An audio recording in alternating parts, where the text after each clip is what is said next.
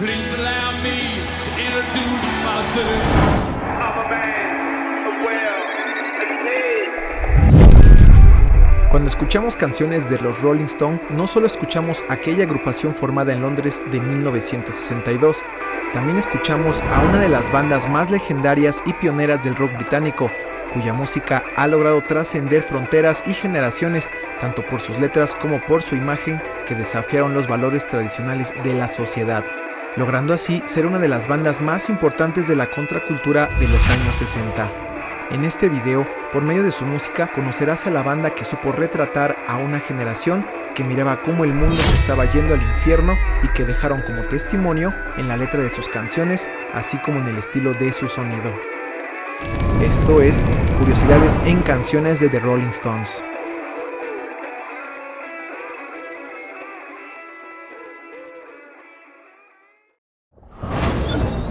Número 7.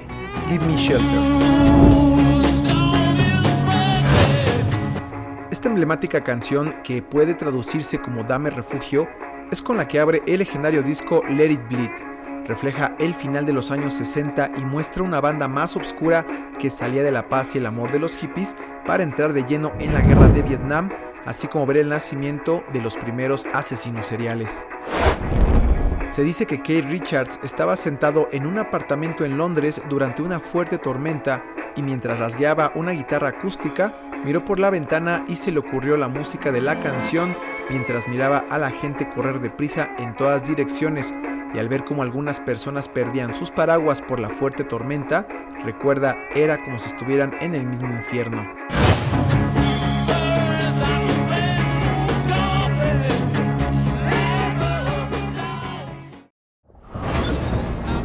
Número 6. Jumping Jack Flash.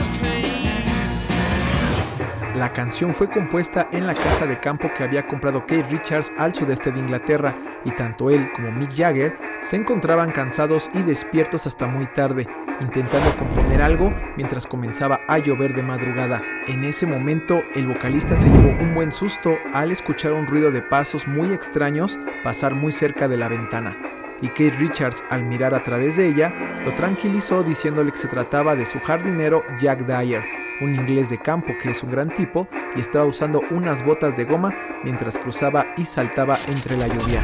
El guitarrista comentó en una entrevista que después de este incidente tocó su guitarra en una afinación abierta y comenzó a jugar con la frase Jumping Jack, a lo que Mick Jagger agregó Flash y que resultó en una maravillosa frase que sonaba muy bien con el ritmo que estaban desarrollando. Número 5. Brown Sugar.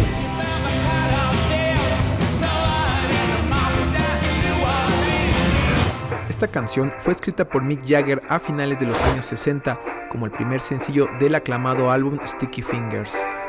Contiene una de las letras más polémicas de toda su carrera, ya que habla sobre la esclavitud en mujeres afroamericanas y todas las prácticas tabú que ello conlleva. Algunos integrantes de la banda coinciden en que la letra fue escrita de forma tan apresurada que si resultaba ofensiva fue de forma accidental o fruto del subconsciente. De acuerdo con su compositor, la letra narra en primera persona las peores atrocidades que cometían los vendedores de esclavos. Sin embargo, la forma en cómo está escrita la canción fácilmente le ha permitido ser señalada a lo largo de su historia como una apología a los estereotipos, así como también a la tortura y transgresión femenina.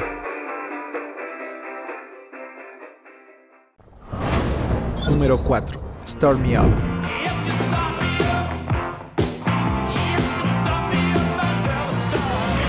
Esta canción fue un capricho del destino que llevó a rescatarla de la gran cantidad de grabaciones rechazadas a lo largo de la historia de la banda. Comenzó como una melodía basada en un fraseo de bajo que usaban en el reggae y que Keith compuso años atrás. Fue un largo proceso creativo de prueba y error hasta que terminaron de grabarla y la nombraron provisionalmente Never Stop. Sin embargo, en las siguientes sesiones el grupo volvió a rechazarla hasta el punto de que casi se olvidaron de ella. Incluso Keith ordenó que borraran la cinta donde fue grabada, pero no fue sino hasta 5 años después que alguien, al revisar todas estas tomas abandonadas, encontró la versión rock que ya nadie recordaba, vio potencial en ella y la volvieron a retrabajar, resultando esta vez en una canción enérgica y contagiosa al que le agregaron un sonido excelente. Número 3. Sympathy for the Devil. Please allow me to introduce myself. Esta canción fue lanzada en 1968 como parte del álbum Beggar's Banquet y consolidó el apodo de los Rolling Stones como sus satánicas majestades, que ya eran conocidas así después de lanzar su álbum experimental Their Satanic Majestic's Request, lo que llevó a la prensa mundial, así como a los grupos religiosos, a prohibir y asociar la música de la banda con la magia oscura y la adoración a Satán. Pero en realidad la letra de la canción está inspirada en la novela rusa El Maestro y Margarita, y de ahí Mick Jagger decidió que la canción trataría sobre cómo el ángel caído toma parte en muchas de las tragedias históricas más populares de la humanidad, dando a entender que los humanos siempre han simpatizado con la maldad que los lleva a cometer actos atroces en contra de sus semejantes. Número 2. Painted Black.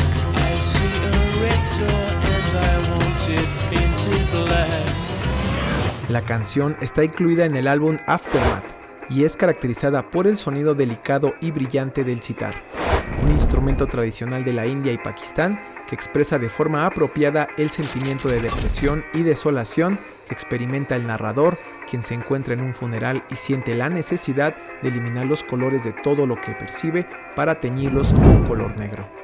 Se dice que Jagger tomó la inspiración de la novela Ulises del escritor irlandés James Joyce y buscó capturar su concepto de la tristeza y desolación universal. La idea de incluir el sonido del instrumento oriental fue de Brian Jones, tras una conversación con George Harrison, quien ya lo había utilizado para la canción Norwegian Wood de The Beatles.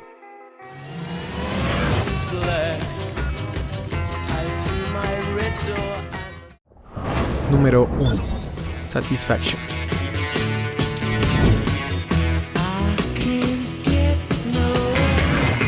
Es una de las canciones más distintivas de la banda británica y que se convirtió en el himno que los catapultó a la fama desde el lanzamiento de su sencillo en 1965. Keith Richards comentó que originalmente no pensaba en el riff como parte central de la canción y que la tonada estaba destinada para un instrumento de viento. Pero en el momento en el que entró al estudio de grabación, un representante de Gibson le entregó uno de sus pedales de guitarra más nuevos. El conocido como Gibson Fuzz Box daba un sonido distorsionado que le parecía demasiado, pero convencido por sus compañeros de la banda, lo utilizó para el demo, esperando más adelante adaptarla a una línea de viento. 2 semanas después, escuchó la demo en la radio y sorprendido, miró cómo se convirtió en un éxito, destacando principalmente por el riff de la canción.